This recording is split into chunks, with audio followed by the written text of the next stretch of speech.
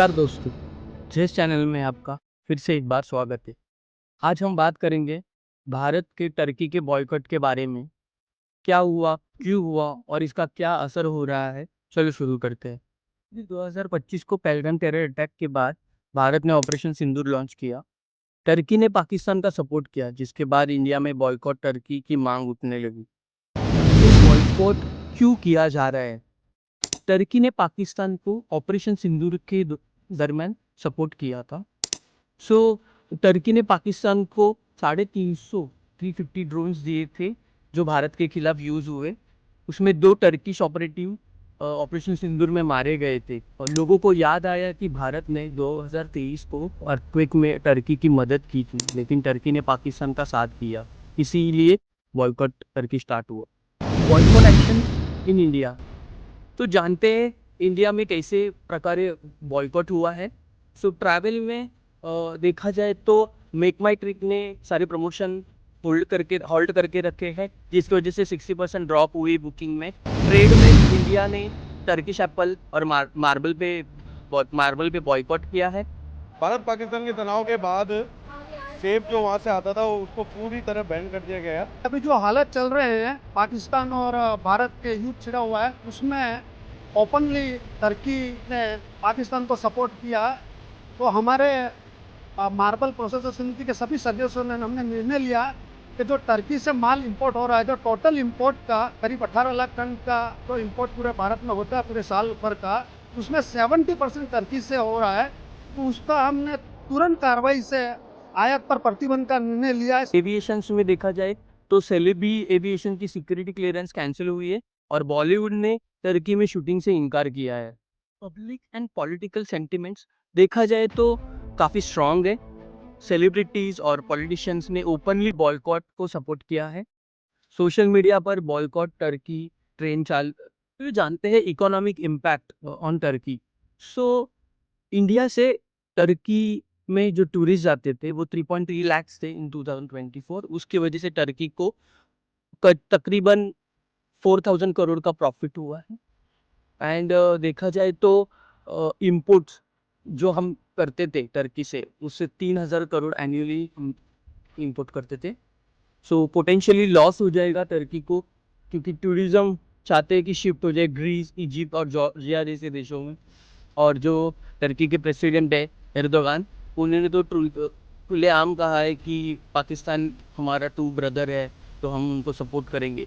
तो financially economically देखा जाए तो टर्की पे संकट आ सकता है और अभी शुरू भी हुआ है। तो देखते हैं आगे। Between Pakistan and India, the tension that broke out ended with ceasefire, and I wish to express our pleasure for this. The nefarious terror attack, or with the missile attack against Pakistan, we had a very clear stance.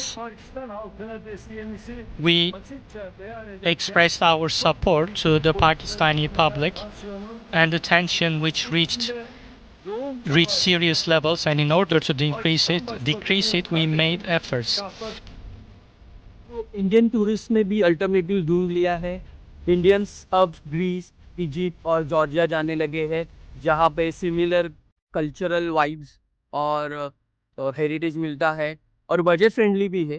Travel agency खुद promote कर रही है इस alternatives को। बताया जा रहा है कि ग्रीस ने खुद ट्वीट किया है कि इंडियंस आप आ जाओ हमारे यहाँ पे, क्योंकि ग्रीस हमारा ट्रू फ्रेंड है। जब भी कश्मीर पे मुद्दा उठा, यूएन में मुद्दा उठा, तभी ग्रीस ने सपोर्ट किया था। तो ग्रीस चाहता है कि आप अपने फ्रेंड को सपोर्ट करें, ना कि आप अपने दुश्मन को सपोर्ट करें। सो ग्रीस इज ऑल्सो वेलकमिंग अस।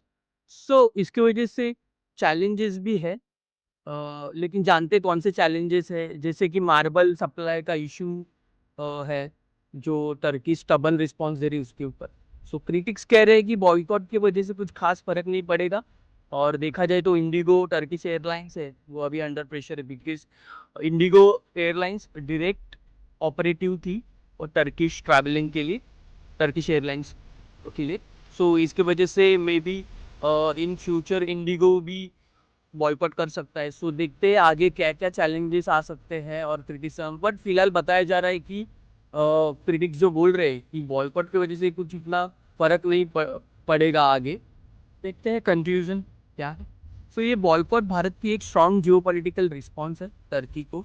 सो आगे देखते हैं कि टर्की अपनी स्टांस बदलता है कि नहीं, बट भारत ने दिखाया है, इंडिया ने दिखाया है कि अगर हमारे दुश्मन को अगर आपने सपोर्ट किया, ऐसे ही सपोर्ट किया, तो हम आपको बॉयकॉट कर सकते हैं। ये मैसेज पूरे वर्ल्ड को दे दिया है, बल्कि इसके वजह से अपने टूरिज्म, ट्रेड और कल्चरल पे इम्पैक्ट भी गिरेगा। बट भारत एक क्लियर मैसेज दे रहा है कि अगर आपने पाकिस्तान को सपोर्ट किया, तो ऐसे ही आप पे बॉयकॉट हम लगा देंगे।